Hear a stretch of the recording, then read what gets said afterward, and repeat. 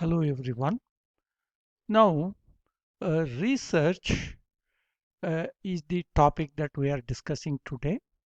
Research occurs naturally, occurs in every human being, be it a child or an adult or an aged man. And, you know, human mind is endowed with finest sensory organs. They continuously work to understand our surroundings. That means you go on gathering information. Now, this information is classified and it is stored and it is used to refine our activities, our responses. And that's how, understanding the surrounding and then giving a matching response occurs. And that's how we just grow and we just develop ourselves. Now, formal research. Formal research means to understand through new light or to take a decision. This is good, this is bad, this is better, this is like that. You know, you have you have some well defined methods, and these methods can be descriptive methods. That means you describe what all is happening, and then accordingly you give a good information. And another is experimental research. You do some experiments. So under these, you descriptive and analytical. That means you analyze the information and you give the your conclusion. Or you assign. You take one group, you assign something. Take another group, you assign something. Compare them.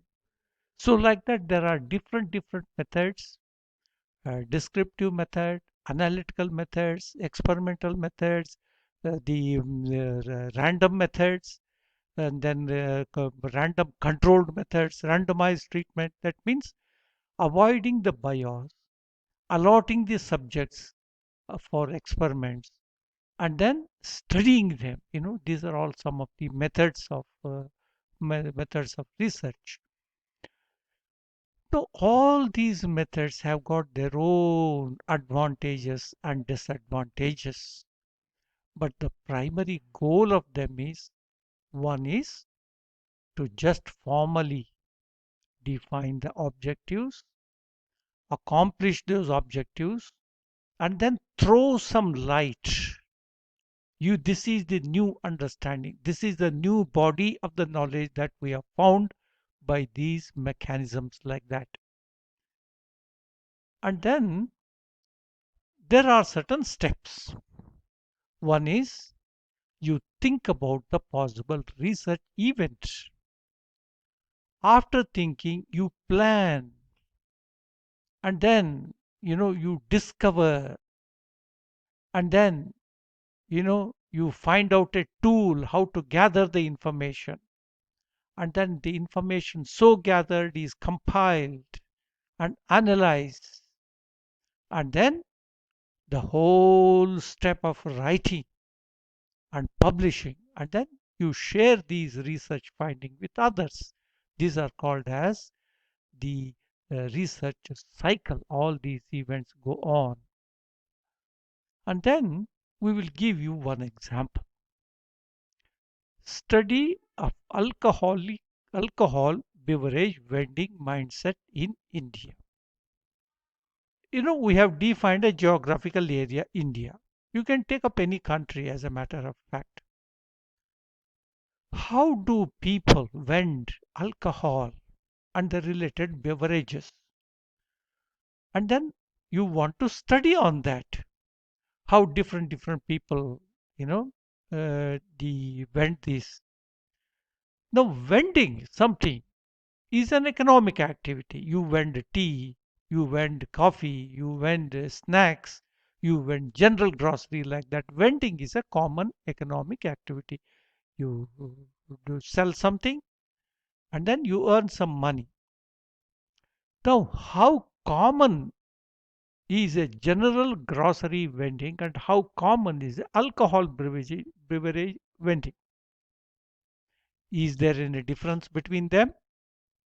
And then the features of alcohol beverage vending. Is there any speciality concerning this alcohol beverage vending? Is it necessary to study this? Such a study, do you need it? All right. All these questions come up. Many more questions can come up. And is this study relevant? Is it concurrent interest? Is it of concurrent interest? Like that, many features come up, and then you may have to search the literature whether such studies have been conducted, and then you map out your own objectives, any gaps in the knowledge, and try to fill them up. This is one such example that we have given. And then accordingly you define, you know, where you want to study, how you want to study, how much money do you need, the timeline, when do you want to do this activity, when do you want to do this activity, and when do you want to complete this, and how you want to analyze all these are the research cycles. One example I have given you, friends. Nice to join you on this MOOC Tarimakasi.